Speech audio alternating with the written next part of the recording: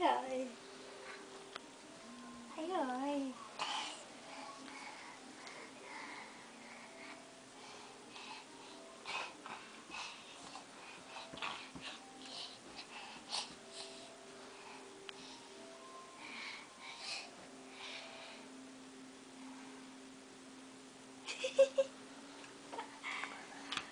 Chứ không thèm lấy của mẹ nữa hả?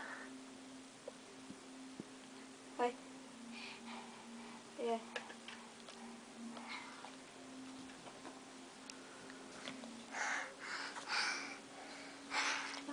Tao thấy rồi. Nhảy đi Huy, nhảy đi. Nhảy đi. Nhảy đi. Làm cái đầu kít đi nữa.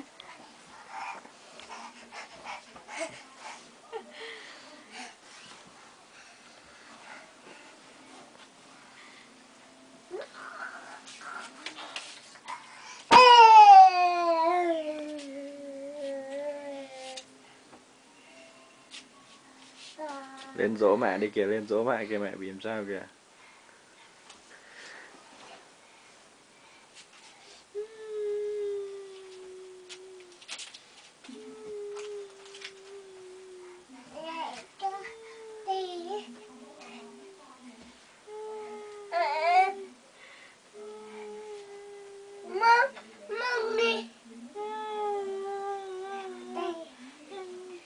Cho mẹ không cho mẹ không chịu đâu, không biết đâu. Rồi, cảm ơn.